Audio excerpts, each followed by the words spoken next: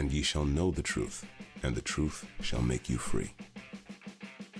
This is Irreverent, Faith and Current Affairs.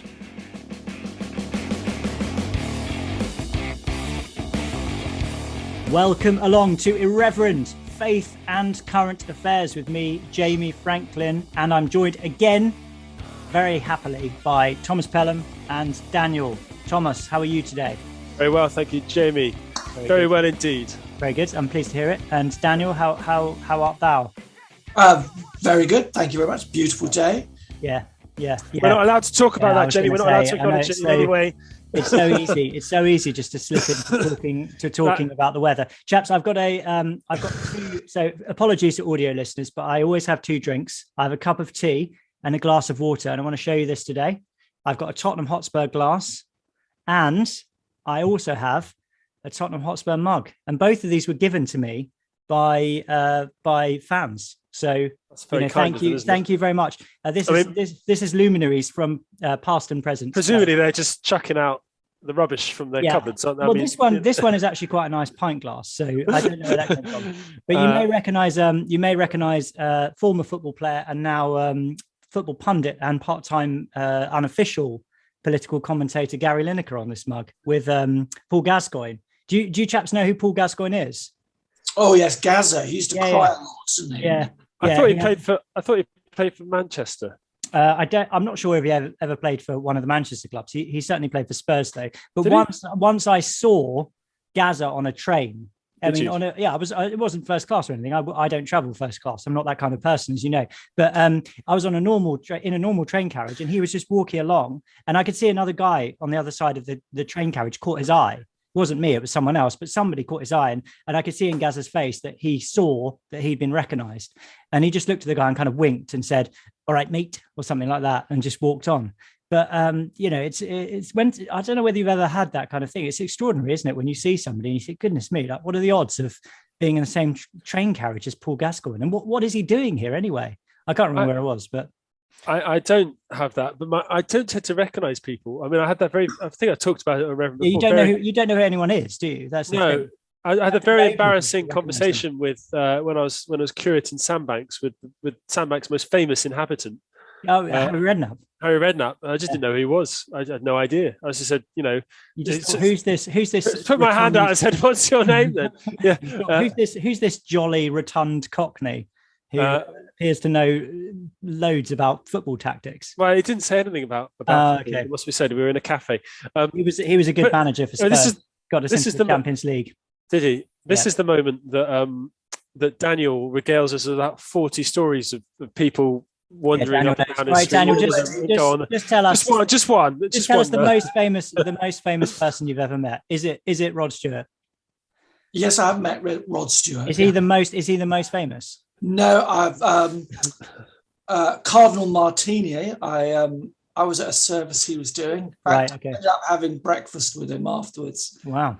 And he nearly became Pope.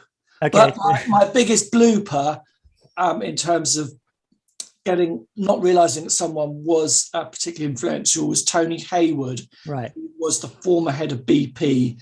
And when I was university chaplain in Scotland, you would have these honorary doctorates. And I started waffling on at the high table about, "Oh yes, my brother-in-law works at BP. What department do you work at? Maybe I can get him to..." And I could see, Vice Chancellor giving me very funny looks. Oh my goodness. I'm thinking, who is this clown? And I said, "What do you do, Tony?" As we were just walking over a few drinks in BP. Because, there's lots of oil industry interest up there. So he was getting an oil industry honorary doctorate. And he said, I run it. Yeah, I am BP. So thanks, but no thanks. Very good. I think sometimes those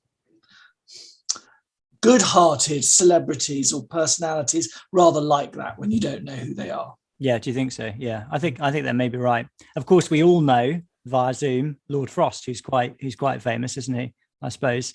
Right, chaps. Or even Laura Dodsworth, who is relatively famous these days. I mean, she is, and we love Laura, and she's probably our favourite guest ever.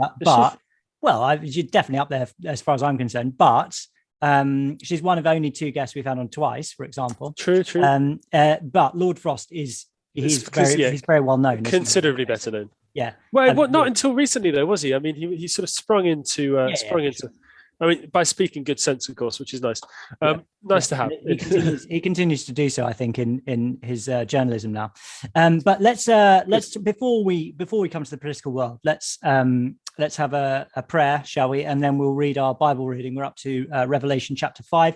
So if people haven't listened to the podcast before, what we do is we do faith in current affairs, as the show title would suggest. So we're going to do a little Bible reading and some comments on it, and then we will segue seamlessly into talking about the things that are going on in our world. So particularly, we're going to be talking a bit more about situation with Ukraine and Russia as it unfolds, the cancelling of Tchaikovsky from the classical music world in the West. We're also going to move on potentially to talk about a retrospective on Sage, which has been disbanded, if you remember what Sage is. We might talk about Trudeau's it's like COVID thing. Someone mentioned it. I was like, this thing that happened once. Trudeau's in Britain. Nobody seems outraged. And also Nicola Sturgeon has apologised for historic witch burning on International Women's Day. So we might talk a little bit about that as well. Just to say at the beginning of the show, if you'd like to support the show, if you like the show, if you value what we're doing, you can support us on Patreon, patreon.com/irreverend. And you can do so for as little as £1.50 plus VAT per month in the UK, plus VAT, 20% VAT. So you can do that, or you can give more. It's totally up to you. Follow us on Twitter. We have a lively Telegram group. And I think it's fair to say that this new situation with Ukraine, Russia is, it means all sorts of stuff is kicking off on there, because this is a new situation and people who are fans of the show have, let's say, a range of perspectives on it. So Telegram, t.me/irreverendpod. You can always email the show at irreverendpod@gmail.com.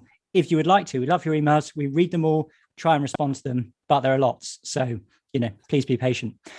So all of that said, we're going to read Revelation 5, but we need a prayer first. So I'm going to say, Tom, can you do a little prayer? I can do a little prayer. Well, yeah. I mean, you are a vicar. You are a vicar, Tom. I'm not a vicar, Jamie. I'm not a vicar. Right. Okay. Some bizarre Protestant objection to the word vicar. No, it's just that I'm not a vicar. I'm a rector. Okay. Right. Go on, Tom. No, you're right. You're right. I'm wrong.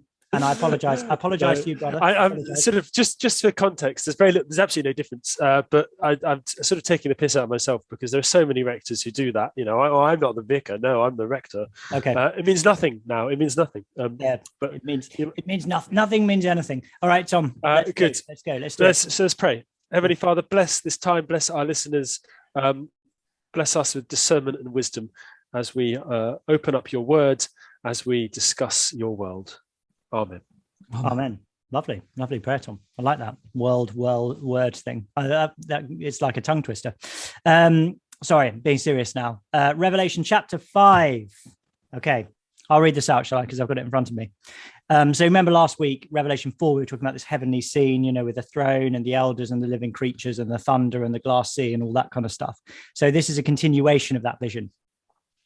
And I saw in the right hand of him who sat on the throne a scroll written inside and on the back, sealed with 7 seals.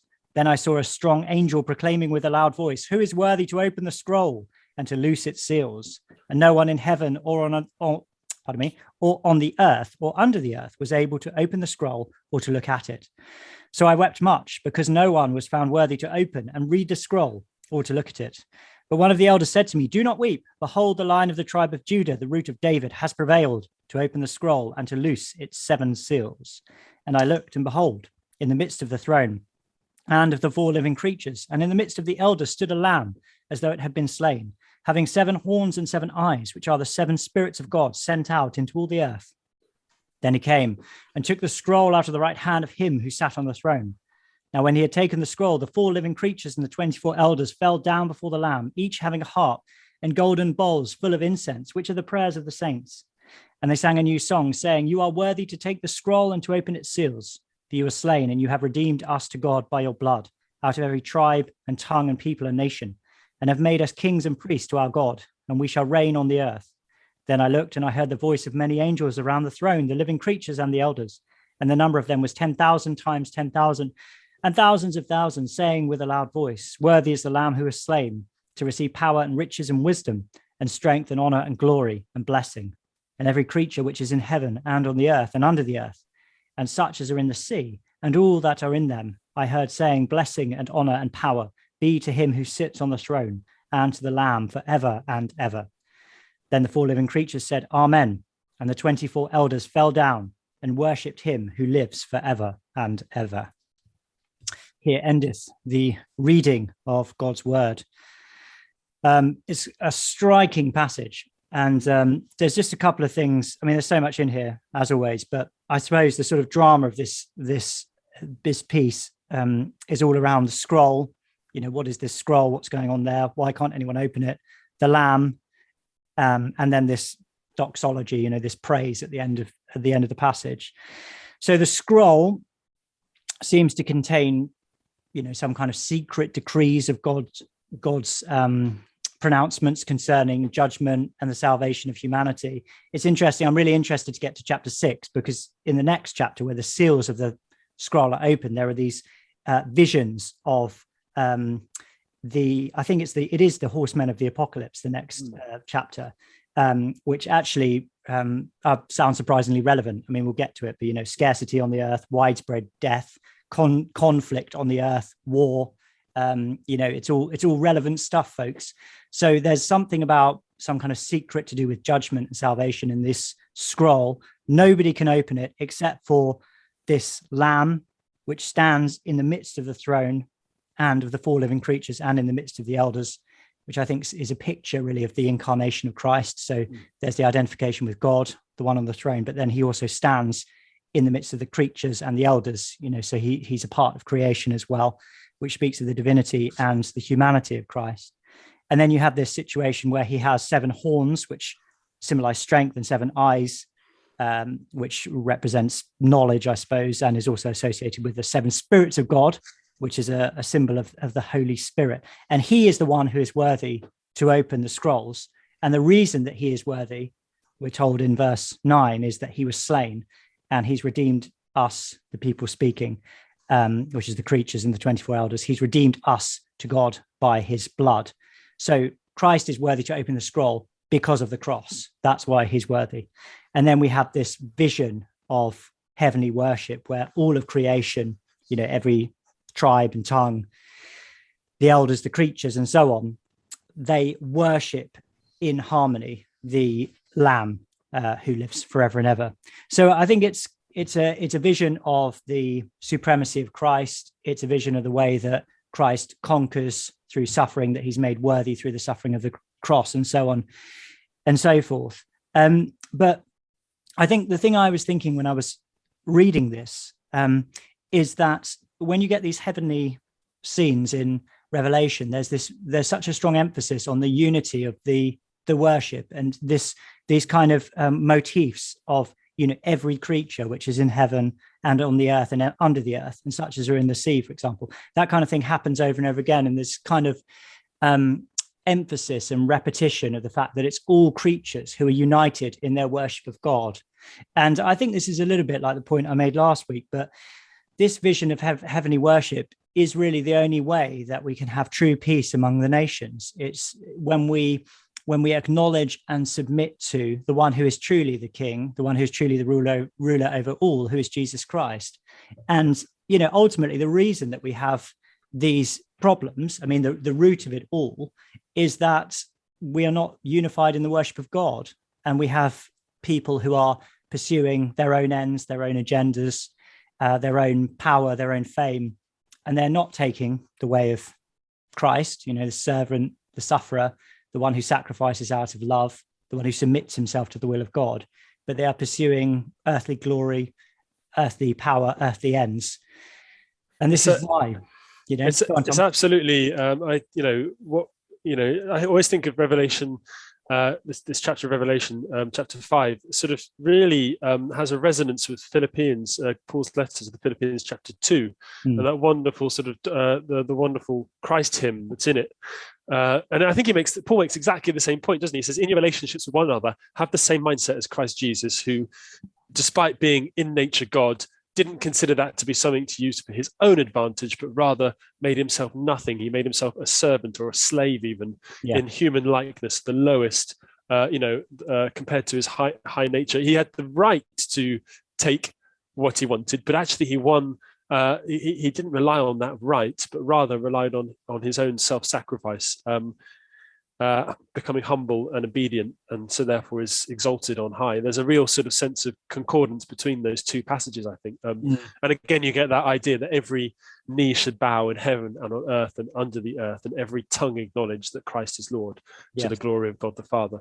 So I think it's absolutely, you're absolutely right that the sin of humanity is actually seizing that which they don't have, which they shouldn't have, whereas the redemption of Christ is giving up that which he was rightfully due in order to become human, and redeeming that act of in each one of us.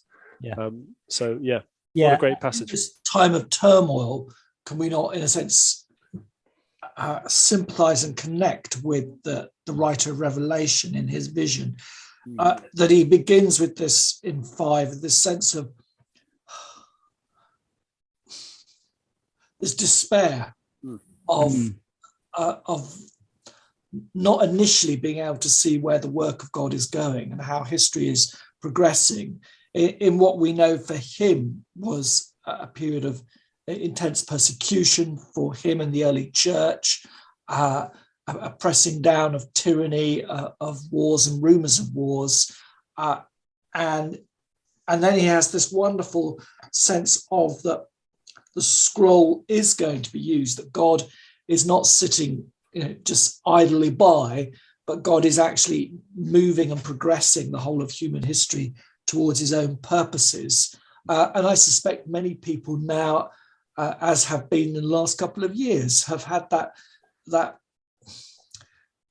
sense, that awakening to something being wrong with the world, perhaps for the first time, and the sense that this is a spiritual battle. There is a scroll, in a sense, that is beyond us, that we cannot open, that we cannot do this anyway on our own.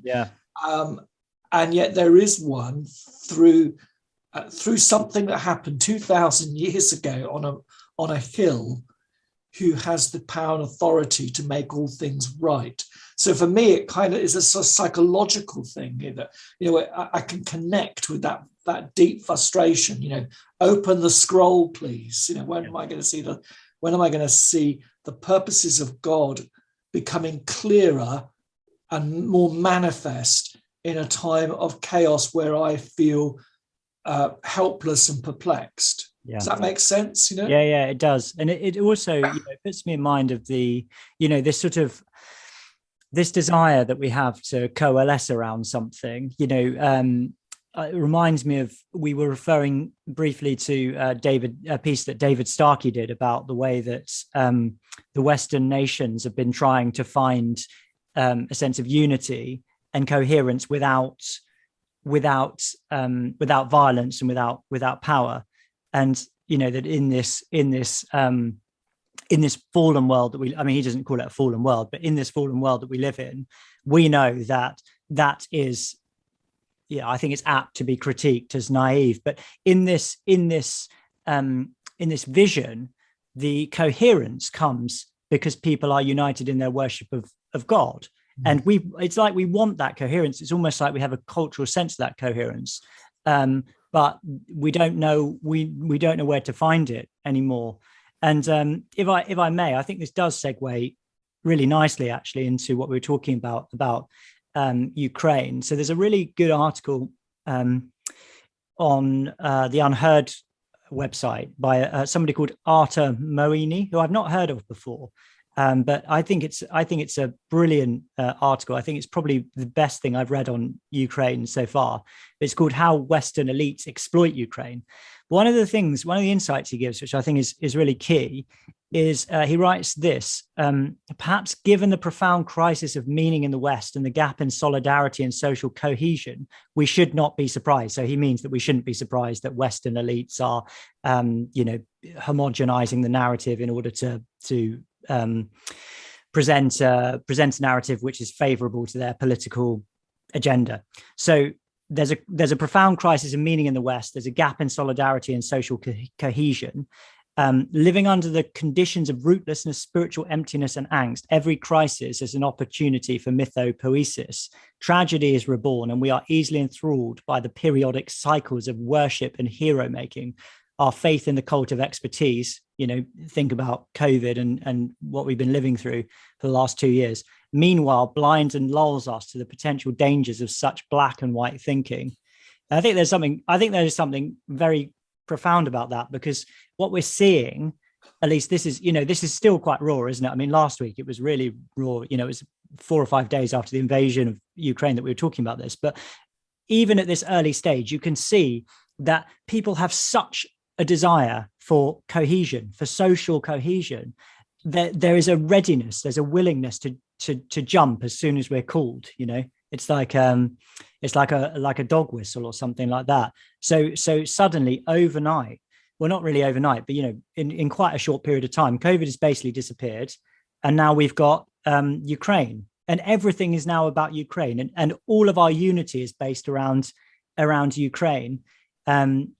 So what I'm saying is, I think, like I always say this kind of stuff, but we've got such an opportunity as the church to offer people cohesion. We've got such an opportunity to offer people community and a sense of identity and belonging and everything like that. And I think when things like this happen, there are aspects to it which are profoundly disturbing, and we'll talk about that, I'm sure. But there's also something revelatory about the need that people have. I think to a certain extent, this is coming from a place of deep loneliness and emptiness and a lack of identity. So, I mean, I don't know.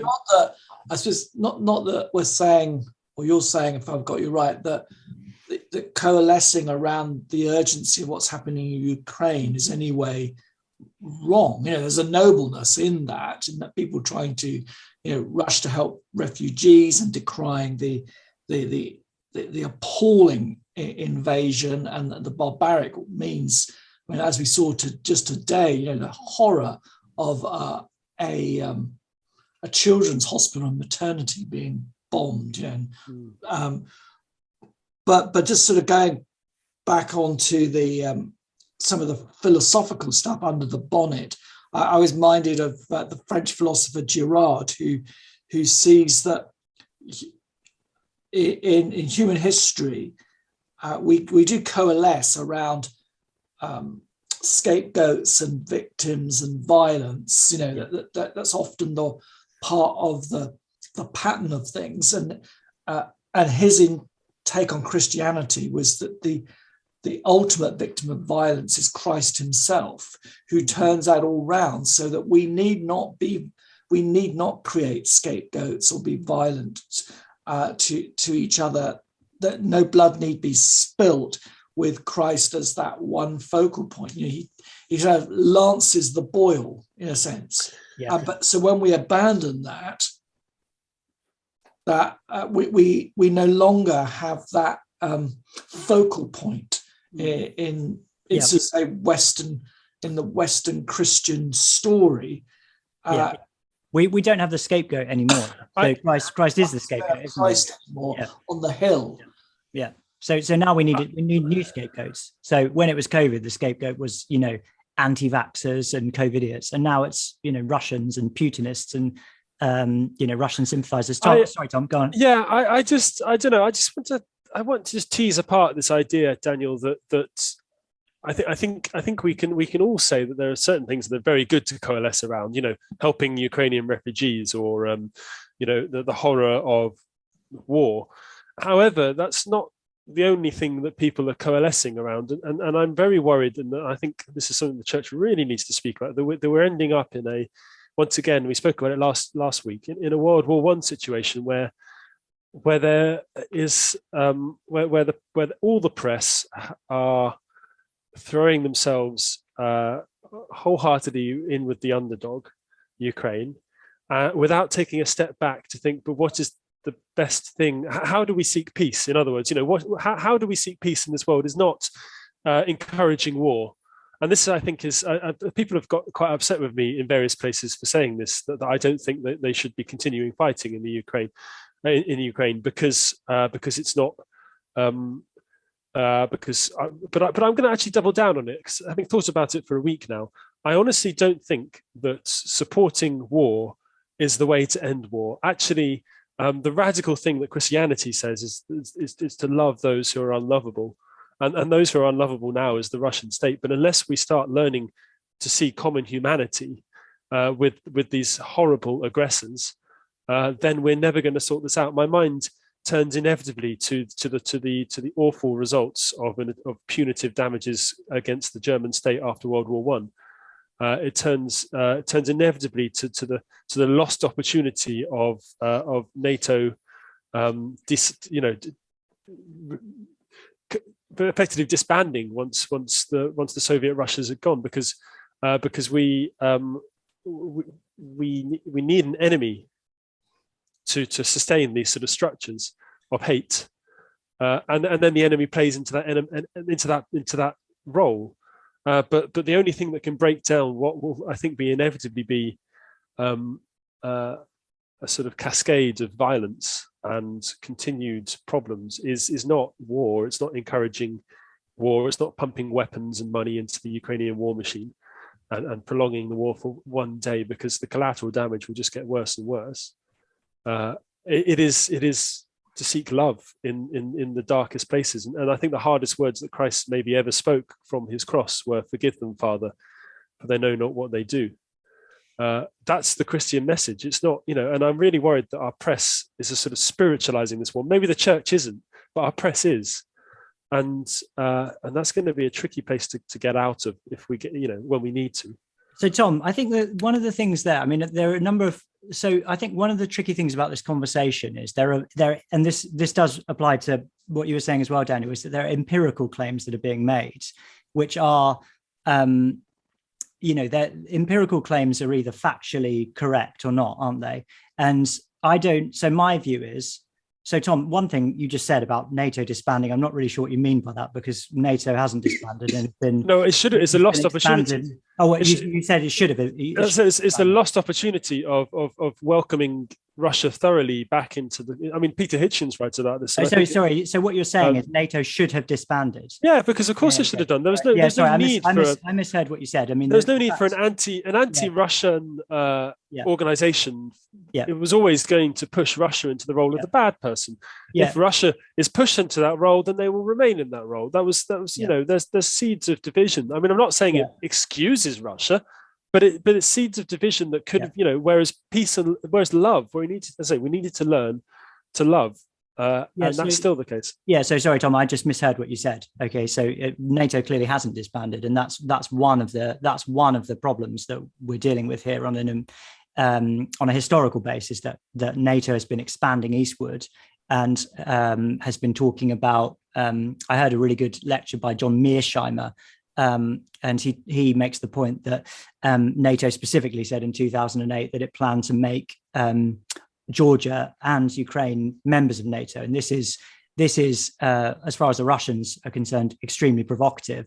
And a number of people have made the point that there's a significant degree of hypocrisy, particularly with America, who have the Monroe Doctrine, which says that you can't, a foreign enemy like Russia, for example, cannot station military equipment or anything else to do with, offensive military apparatus in the Western Hemisphere. And that's what started the Cuban Missile Crisis. So, it's and obviously as well, you've got issues around the invasions of various countries like Afghanistan and Iraq, and Libya, and the situation in Yemen and all this kind of stuff as well. So all I'm saying is that there are empirical issues here which aren't being discussed by most of the media. Now, Peter Hitchens, and we've got a really good article here by Peter Hitchens from the Mail on Sunday. He is discussing it, but the majority of the media and this is the point that Artem Moeni is making, is again speaking to us in a homogenous voice. And that's the thing which I find so disturbing about this whole thing, is why are we living in this situation when we've had this COVID thing, which was so crazy and weird, but you could sort of understand why it was happening to an extent.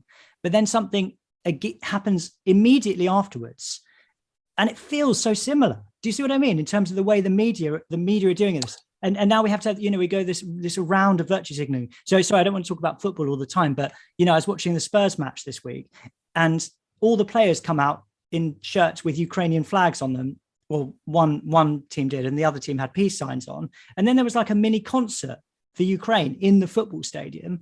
And then there was a round of applause for Ukraine. And then the players are still taking the knee for Black Lives Matter.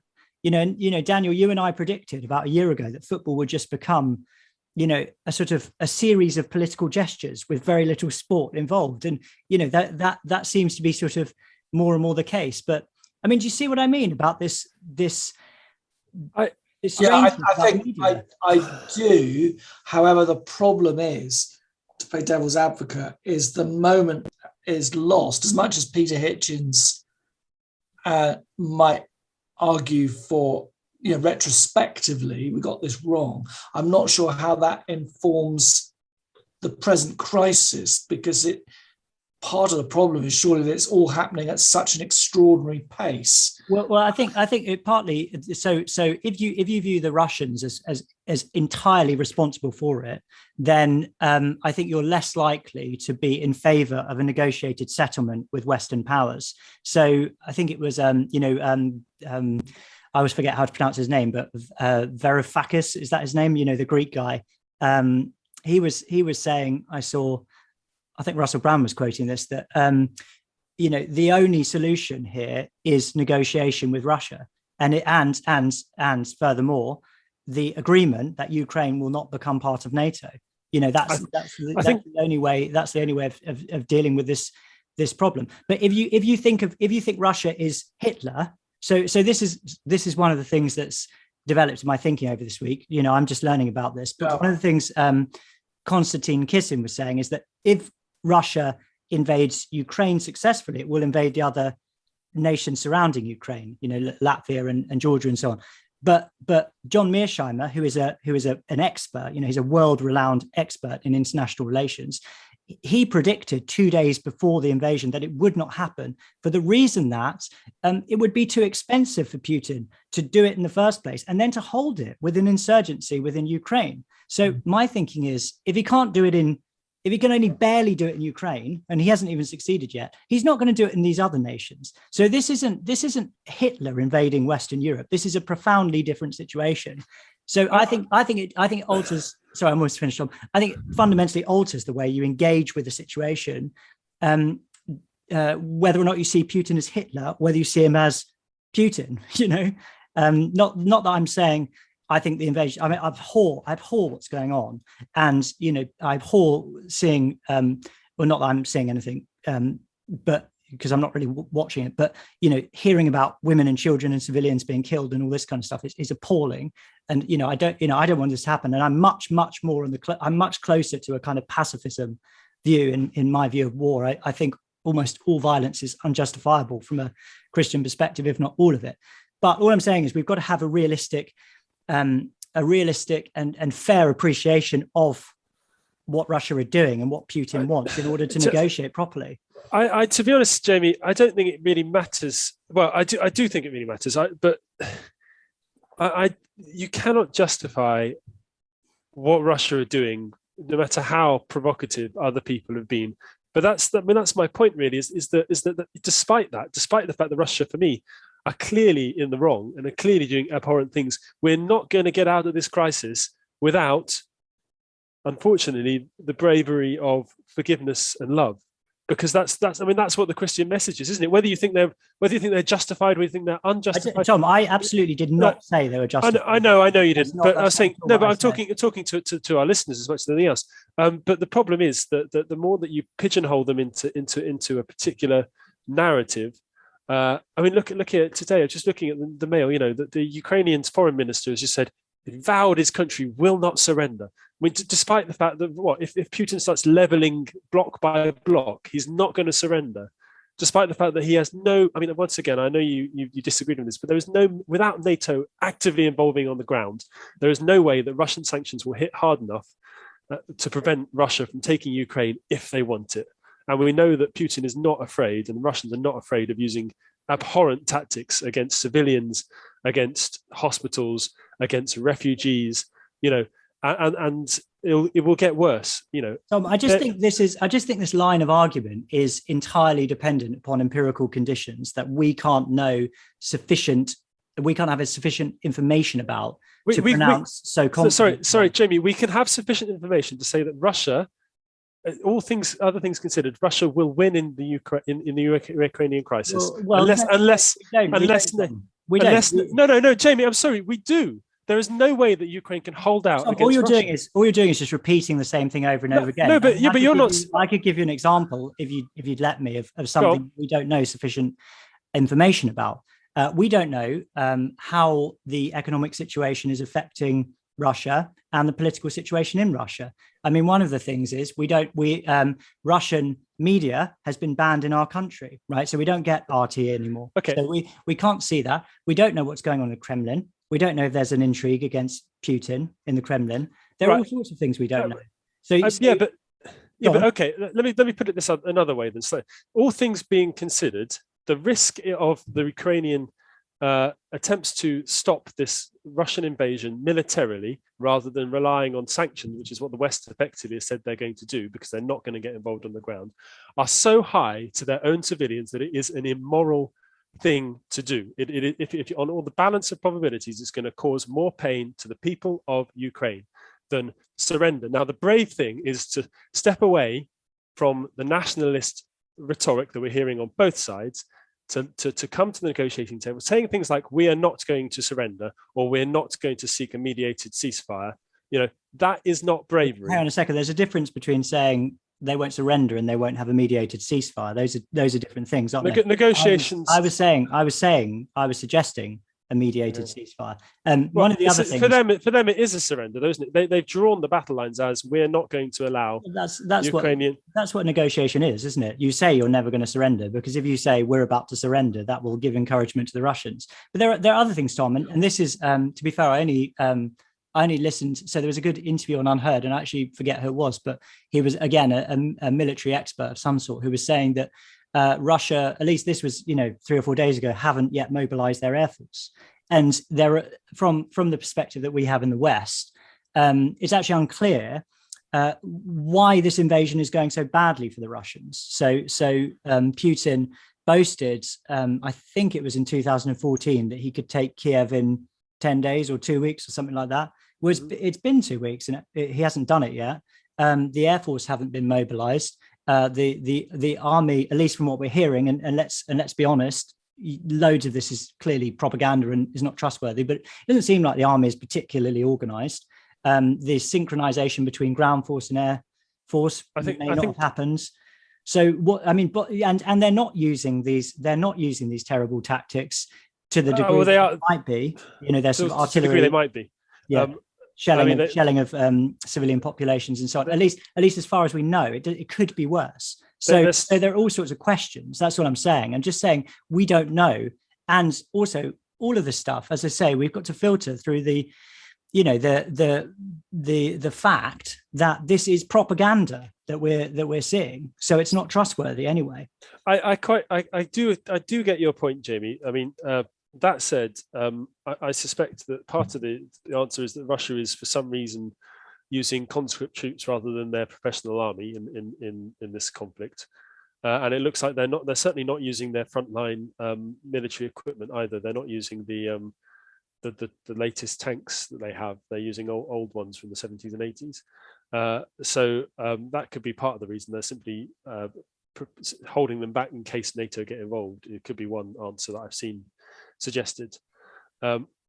That said, I don't disagree that it's not going as well as Russia had hoped. That said, I strongly suspect that every day of destruction is not taking us closer to peace. It's not taking us closer to peace. Peace will only stop when destruction stops. Mhm. I don't know. Sometimes I think the brave thing is not to stand up in Parliament, but rather to admit when you're defeated. Go on, Daniel. Let's let Daniel speak. 2 points come to mind on that from history. One is Afghanistan. In a sense, Afghanistan was invaded quite quickly, but was incredibly difficult to hold. In fact, it pretty much drained the Soviet regime. The locals just doing that perpetual guerrilla warfare for 20 years, as horrific as that was, made it a place that became unmanageable. And the second thing is, we said not dissimilar things in this country about the prospect of an invasion from the Nazis. We'll fight them on the beaches. I think it's very difficult for us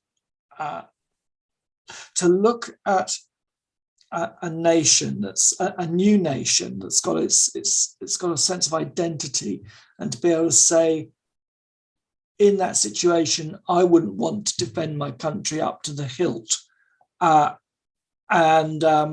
that I would see it would be better that the country fell completely and all that was left was rubble, as horrific as that was, as a kind of a moral lesson to any invader.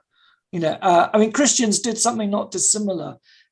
I'm thinking in the time of, if you want a spiritual comparison, when John Chrysostom was asked to put up the statue of Isidora, the empress. Yeah. And he refused. In the end, he was exiled. The Christian community in Byzantium burnt down and took down every church when that statue went up, because they said, we do not want to exist. I think there's a difference between that. I'm not suggesting that there aren't ways of resisting, but that's a non-violent. In a sense, the churches are just churches. They know now, and we know now. They knew then, and we knew now, that the church really is the church in the heart, and the church in the community, and the church in the meeting of the sacraments. They weren't suggesting, warfare, but okay. I do get. So Tom, what is your so we've got this really interesting email about asking about just war, which we'll read in a minute, because I think this is really this is a really important point to make, because there's as I say, there's like an empirical issue here, which is about what's going on the ground, and what the reality is, who's where, who's doing what, and so on. But then there's also the kind of abstract discussion about really where your convictions and where your principles are. So Tom, presumably what your position is, or part of what your position is that you think a war can only be just if there is a realistic prospect of victory. Is that what you're saying? Well, that's not just me. That's actually, I'm taking this from the Catechism of the Catholic Church, which has 4 main points. And they are: the first one is the damage inflicted by the aggressor on the nation or community of nations must be lasting, grave, and certain. Well, I think that fulfills. That's fulfilled. We know that that the Russian forces are inflicting lasting, grave, and certain damage on Ukraine. All other means of putting an end to it must have been shown to be impractical and ineffective. I'm not certain that actually we've tried many other ends. Ends of. Tom, is this talking about prosecuting a war though, rather than defending yourself against an invasion? Well, no, this is both. Yeah, this is both. It doesn't do. There must be serious prospects of success, and the use of arms must not produce evils and disorders graver than the evil to be eliminated. I think there's no such thing as a prosecuted just war. I suspect there may be very. Well, I'm not sure that would be the position of people who have held the just war doctrine. For example, lots of people think the First Crusade was a just war because of the persecution of Christians in Jerusalem, and they would say. So can I read some of this email out, because I think it's quite interesting, because but to finish off my point is that I'm not certain that 3 of those are actually fulfilled in the Ukrainian defense in making war in the warfare. I don't doubt that the damage is lasting, grave, and certain, but I don't think that we've seen all other means of being put to an end to it. Being one way of putting an end to it, of course, being ceasefire or refusing to fight. I don't think there are serious prospects of success, and that's where I think Britain differs from and World War II differ from this, in that Britain had serious prospects of success in defending itself over the Channel, because it still had the Royal Navy, and they knew that the Germans had to achieve air superiority, which they hadn't, and indeed wouldn't, as it turned out. And the use of arms must not produce evils and disorders graver than the evil to be eliminated. Well, at that point, when the use of arms, and that's sort of on both sides. It's, in fact, it says here, the power of modern means of destruction weighs very heavily in evaluating this condition. In other words, the fallout from the conflict must not produce greater evil and disorder than the alternative, which of course is to not fight. And that, again, I'm not certain we're seeing. I don't think the Russians would blow up hospitals if they had just, if Ukraine had surrendered. I mean, I think this is Tom. I just don't know on the empirical level. I don't know that we have enough facts, and I just think it's a very presumptuous thing to say. I mean, for Ukrainians, well, I think it's up to them to decide whether being invaded by Russia would constitute some grave evil. I don't think that's for us to say. Anyway, that's an interesting conversation. But let me give a different. What's that, Daniel? Sorry. Read the email. Yeah. So this is a different perspective. Okay. And I think we need to give this because there is another perspective on this. Okay. So this our emailer says, as soon as this all started bubbling up a few weeks ago, I went and did some research, first with a particular documentary on Putin, and then with several other sources, including a chap whose wife is from one of the breakaway republics. And he writes, the overriding sense I got from this was that it was far more complex than the mainstream media are making out. Estimates vary, but it seems likely that since the Ukrainians broke the Minsk agreement, which they and the Russians signed, their military has killed around 10,000 people, Russian ethnic civilians, I think that should say, in the Donbass. Not only is this in breach of the treaty, but it's a terrible crime. I do not pretend Putin is a saint, and I suspect he has more than one motive for the invasion, but one of his stated motives is to protect those people, another being NATO expansion to the east, which I also have some sympathy for. Bearing in mind your conversation about what is a just war, I think this is very relevant. How many times have the West been to war to ostensibly protect a persecuted group? Bosnia would be an almost exact replica of this situation, and we dropped lots of bombs on them. Whatever Putin's less honorable reasons may be, is it not true that stopping this murder is just? I can't think of any better reason to use military force personally. And then he talks about the biased nature of the information coming out, the frauds and fakery. I'm sure we've all heard already about the ghost of Kiev and, these border guards who apparently told the Russians to go F themselves and then were killed, which both of those things were fabricated.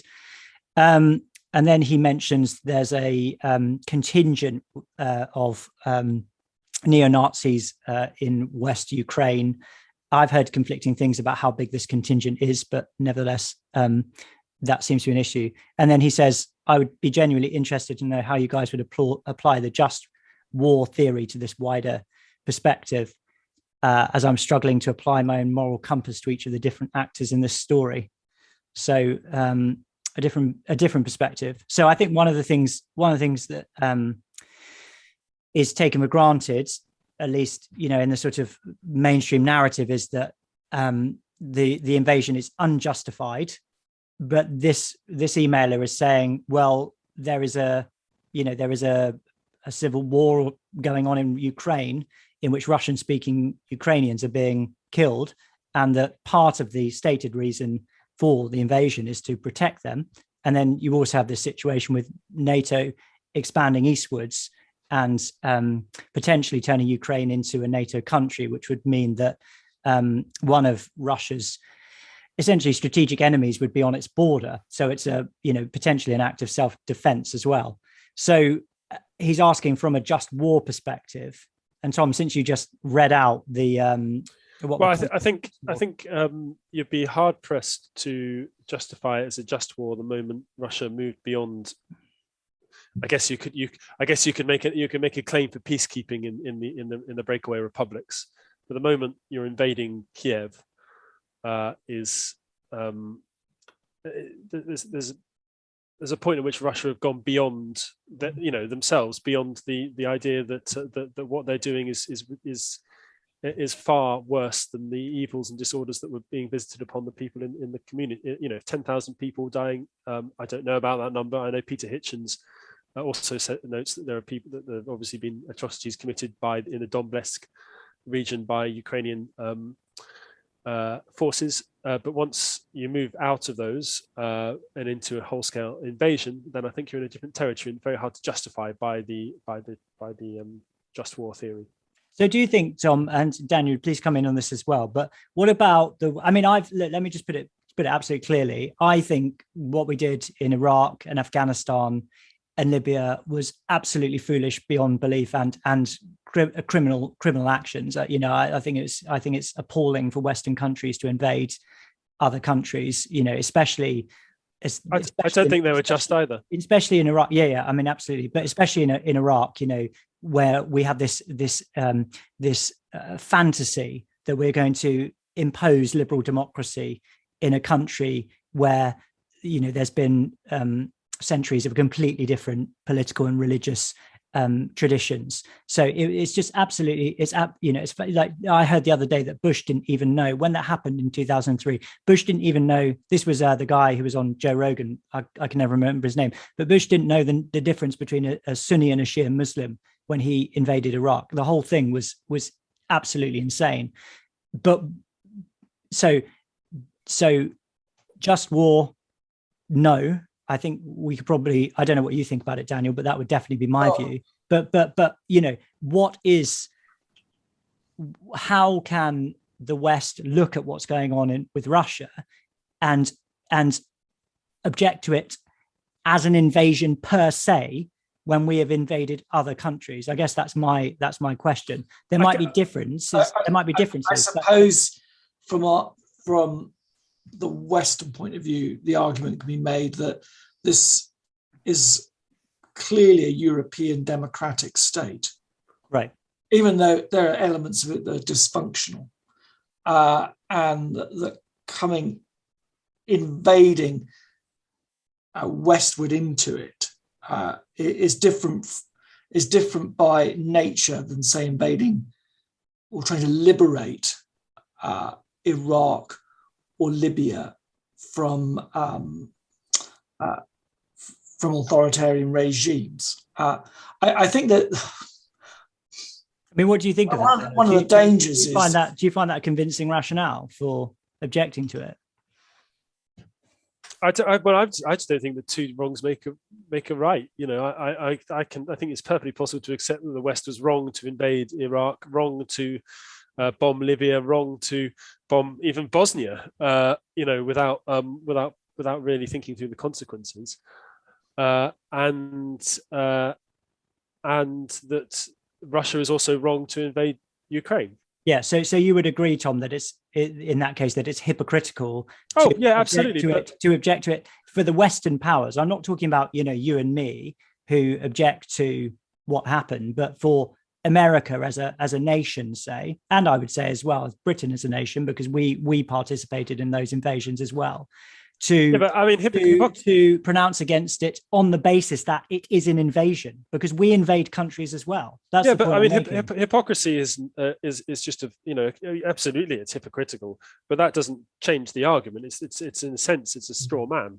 But it's addressing a different facet of the issue. I'm not talking about whether or not the Russian invasion is justified. I'm saying, is it hypocritical on the part of the West? It could well be hypocritical, but they could also be right, is what I'm saying. Because hypocrisy as an attack is actually it's a logical fallacy. It doesn't actually examine whether that argument. I don't think it's a logical fallacy at all. I mean, it is. Christ speaks about hypocrisy an awful lot. Yeah, I know it's morally wrong. It's morally wrong, but it's a logical fallacy if you use it to attack potentially attack an argument. So it's quite possible that the West are A, being hypocrites, and B, absolutely correct to condemn Russia.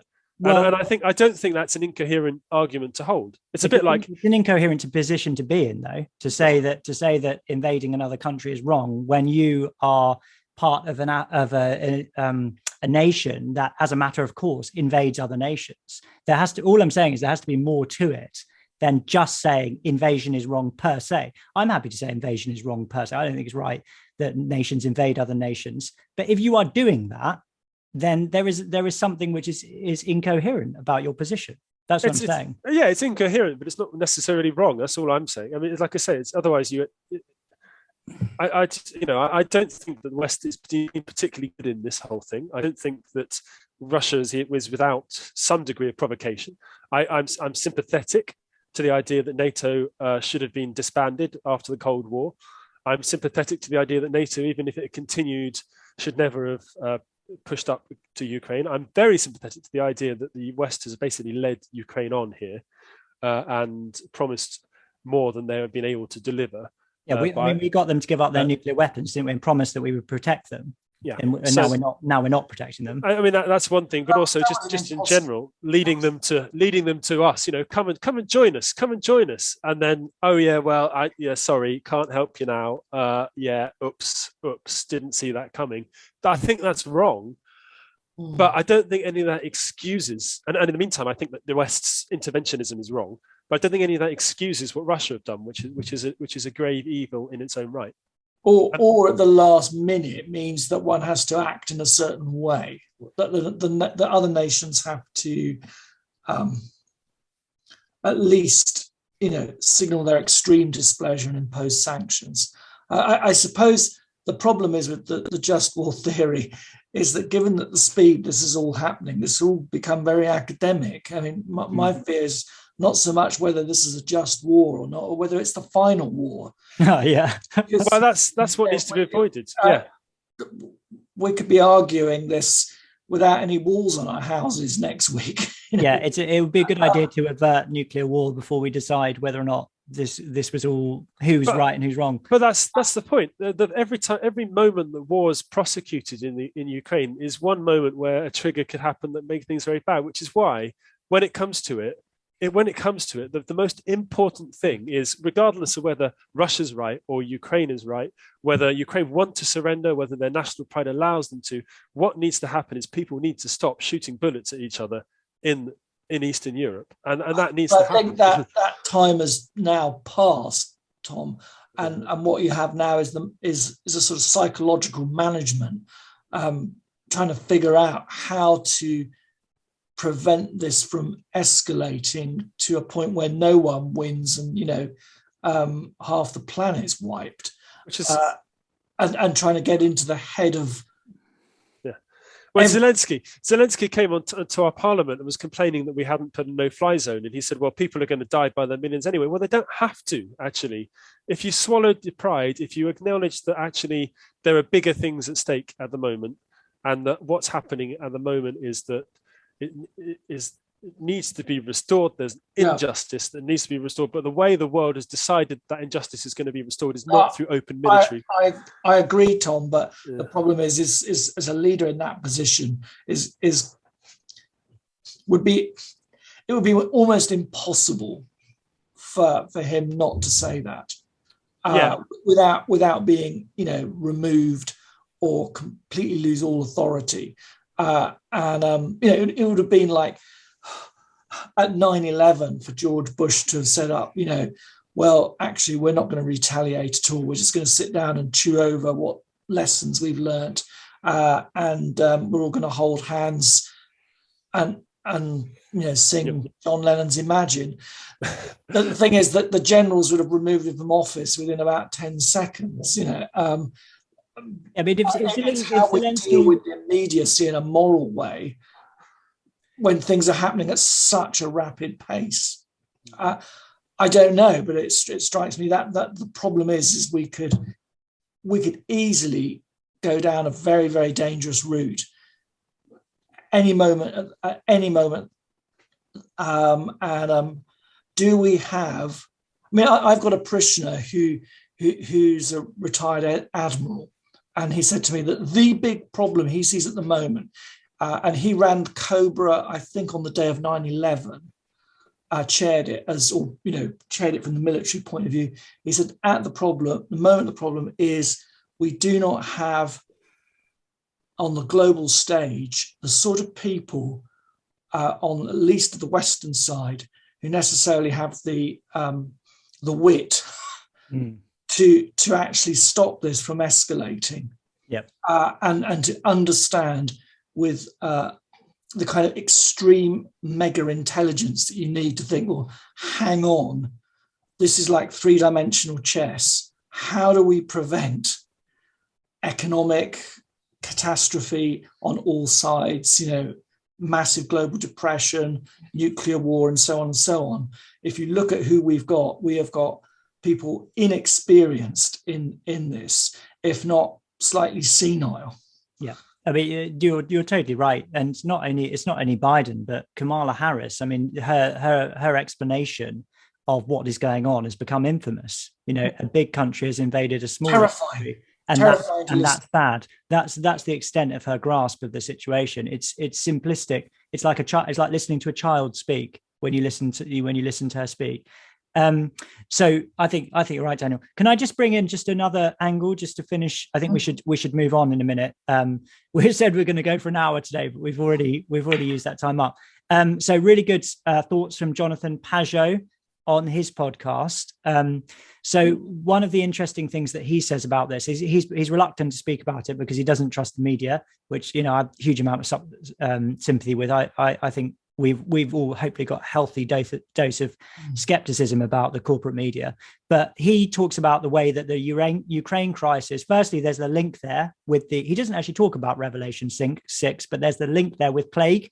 So I think I'm not actually certain, but I think he's referring to the Spanish flu and the relationship between the Spanish flu and the Second World War. But he's saying essentially there's a kind of symbolic pattern that one thing follows another. So we've had plague, and now we've got war, and it's amazing how those things have just followed one after the other. But the central point he makes is about the number of the beast, symbolism that seems to be, he says it's growing. So we've had with COVID, digital ID, and track and trace, and those scanny things, what they called QR codes. With the truckers in Canada, they've had their bank accounts frozen. And what we've seen with the Ukraine crisis is calls for them to be shut out, essentially, of the global digital currency. There have been calls for Elon Musk to turn off all the Teslas in Russia. And there's basically been this call for the network, the part of the network, the digital network that exists in Russia, to be switched off. And Pageau isn't making any kind of moral claim about this, but what he's saying is that this number of the beast symbolism, you're either part of the system or you're out of the system. This is going to grow. This is what he says, and it's going to be applied in ways that we find increasingly uncomfortable and unpleasant. And I just found that a really interesting take on the situation. Yeah, he's done a lot of good stuff on this recently. I think he's moved from a very close examination of Genesis and now gone to the other end of the Bible. And he did some work with Paula Boddington, who we've had on this show, on another great guest, some of those particular issues in terms of systems and AI and our digital slavery. Yeah, very good. Oh, one more thing on this as well. I'm sure many people have heard that the Cardiff Philharmonic, and this is actually a serious issue. I mean, it's quite funny, but this is ridiculous. The Cardiff Philharmonic have removed Tchaikovsky from their program in light of the Russian invasion of Ukraine, and they've deemed it inappropriate at this time to have a Russian composer being played, specifically the 1812 overture, which is about the war with Napoleon, isn't it? I forget if it's about a particular battle. 1812 is that? Is it Austerlitz? It's the defeat of it's the defeat of the Russian. The French attempt to invade Russia. Is it a particular battle? Well, there were particular battles, but I mean the main thing that stopped. We both read War and Peace, as we never fail to point out to people when we have an opportunity. But War and Peace does mention it, but mostly what destroyed the French advance was actually the lack of ability to maintain communications and supplies across the vast distances of Russia. Yeah. Which is not irrelevant to the situation in Ukraine. Well, no, indeed. Very mud and bad weather and cold prevented and disease destroyed their army more effectively than even the battle could have done. I think the Russians lost all the battles actually in practice, but won the war. I think they won that one at the end, didn't they? I can't quite remember, because they won one and then they retreated from Moscow, didn't they? And that was Kutuzov's plan. I just know all this from War and Peace, but I can't actually remember the name of the battle. It wasn't Austerlitz. Austerlitz is the one. Austerlitz was on Austria, I think. That end.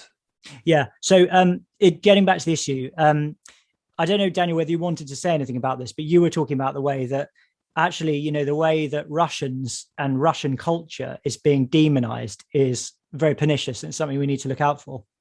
Haven't the meerkats been cancelled as well?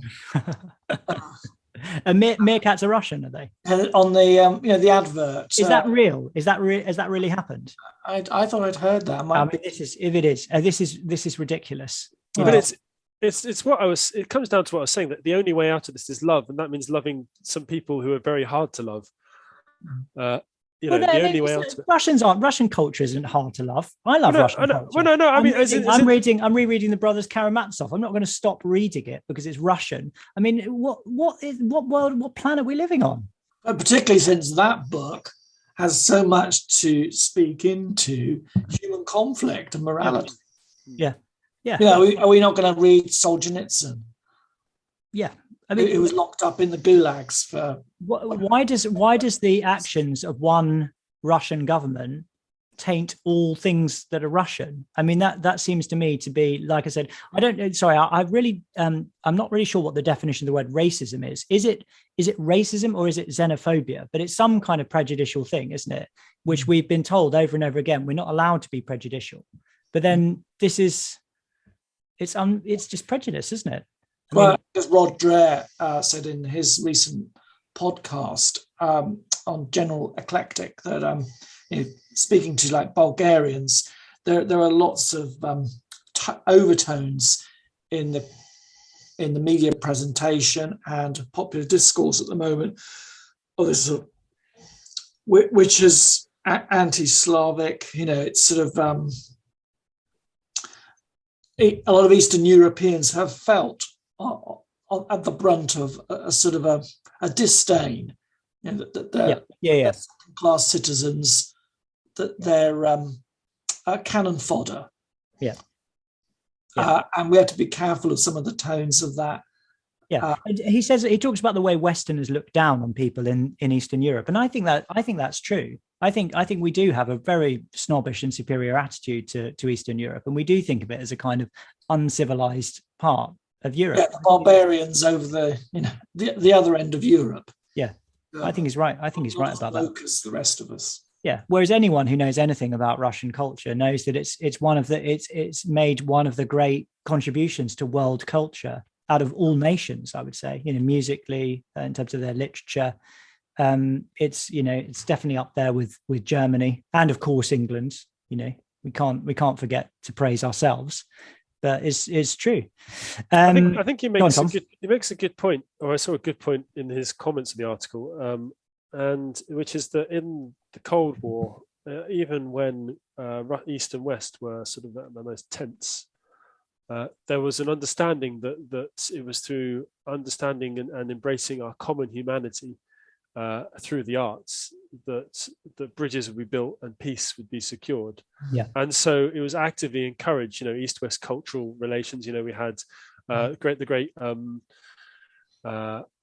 sort of Russian cellists and artists come here. We went there. We had Russian state orchestra playing and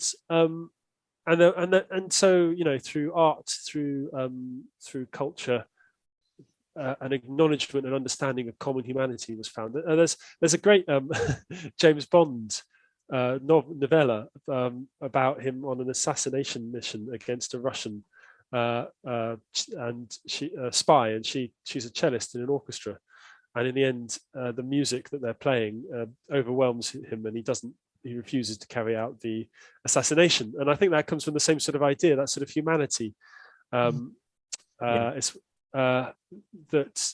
is in the arts, that is in beauty. And when I say when I say that we need to make sure that we don't, we really need to make sure we don't lose sight of the humanity, even the humanity of those Russians who are pulling triggers and on artillery pieces and airplanes, because and we need to, because in the end, sanctions in the end are going to hurt everyone. In the end, war is going to hurt everyone. The only way of actually undoing the the Scythian knot, has I got the right thing, of war, is to cut it with the sword of love, not to try and not further.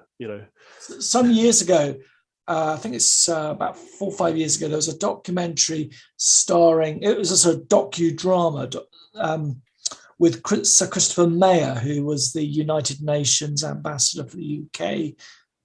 And it gave him in a war room the role of prime minister with a whole load of other apparatchiks, and they war gamed World War III, not a similar situation to what we're having now, actually. And in the end, he is given the briefcase with the button to press as things escalate. And they don't quite know what's, because it's war gaming, they don't know which direction everything's going to go in. Do you know what he did? He closed the briefcase and said, I can't do it. It was a deterrent. And I'm not going to have the blood on my hands of 500 million people. And they're going to hit us. We're going to die. And that's going to be our witness to the rest of civilization. And he leaves. You see, he closes the briefcase and he's really upset. And he's like walking down Whitehall, just saying, I couldn't do it. Yeah. Well, Gordian knot. Sorry, not Skythian. Gordian knot. Yeah, I was going to say it was a Gordian knot. So looks like it's into the war room if you want to really depress yourself. Yeah, that's a good name for that. We'll call the episode Into the War Room. Chaps, I think we need to talk. We need to move on. So let's cover a couple of other things. So this week Sage has been stood down. So does anyone remember what sage actually is? That's something you have in your turkey at Christmas or something, isn't it? I mean, it's crazy, isn't it, how this has receded into the background. So good quote from Professor Carl Hennigan, who's been one of the sane voices during the COVID situation. The standing down of sage signifies the end of the pandemic in the UK. This is a remarkable turnabout of events, given that just before Christmas, sage advisors were warning infections could hit 2 million per day, and we're pushing for further restrictions. The government will need to review whether sage is fit for purpose when it comes to pandemics, particularly given its lack of clinical input and its over-reliance on modelling, which we know now is no more than guesswork, and its tendency to fixate on a particular set of assumptions.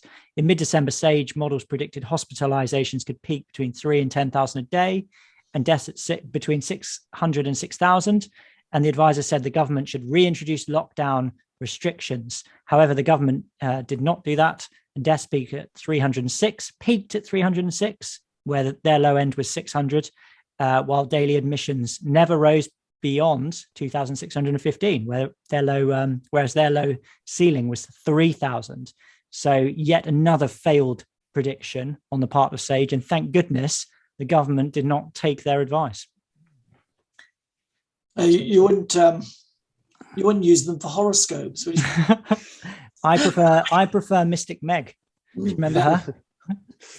So it's good. It's good news, as I say. Extraordinary, really, how this thing has basically just disappeared. And so now we've got to find other things to talk about. I mean, we have been pretty good at talking about other things. Now we could talk about war every episode. Yeah.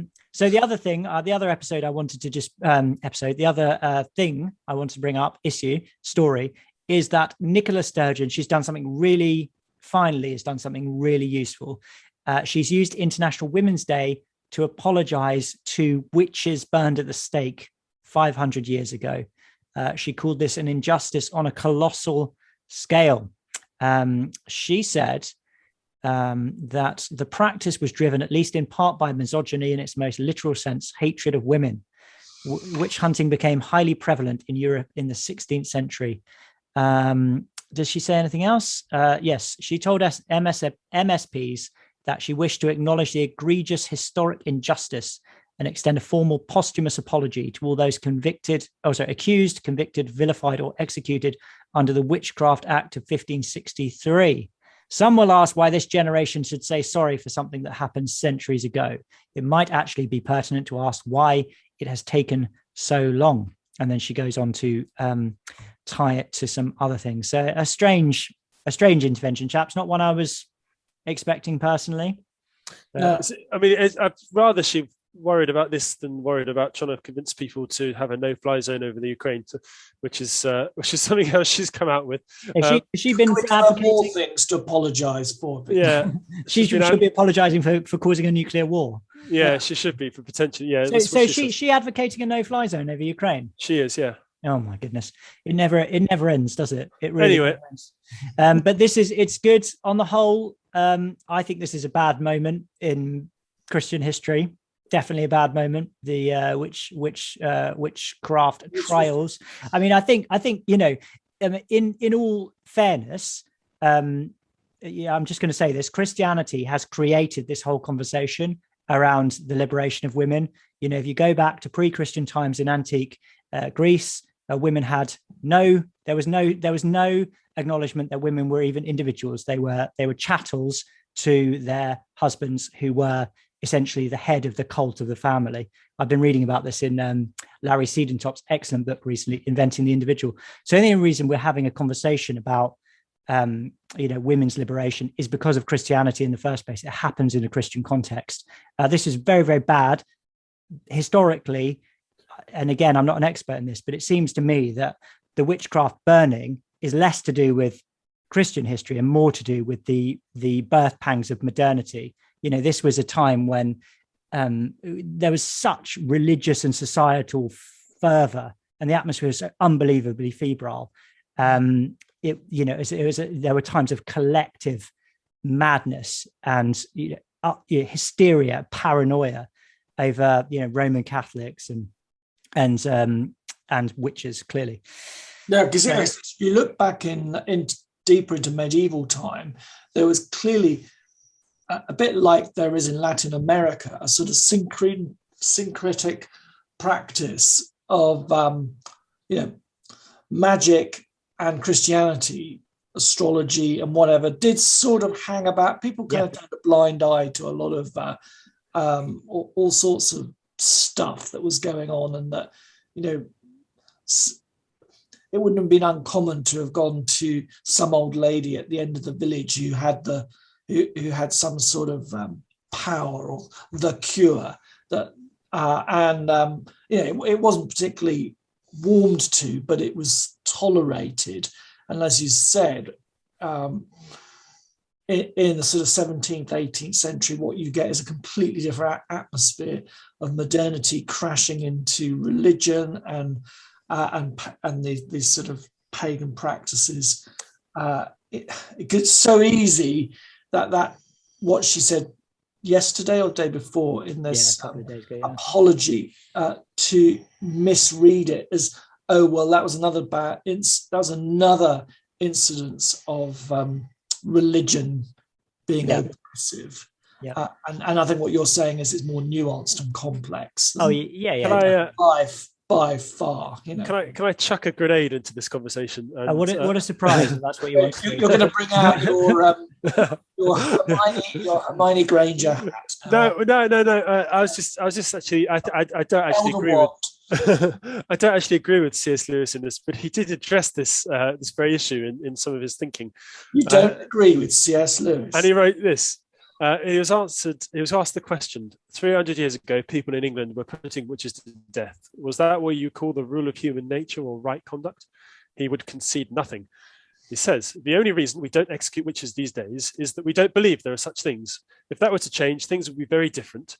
If we really thought there were people going around who had sold themselves to the devil and received supernatural powers for him in return, and were using these powers to kill their neighbors or drive them mad or bring bad weather, surely we would all agree that if anyone deserved the death penalty, these filthy quislings did. There we go.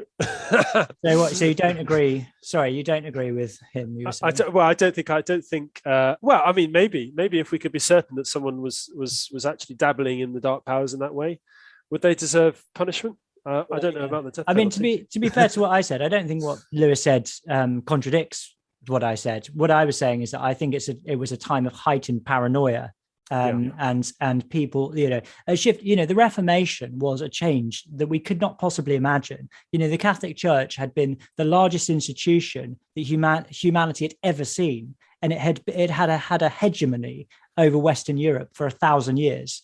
And so for that to break down, it must have felt absolutely cataclysmic to people who were living through it. So it's almost impossible for us to imagine what that was like for people.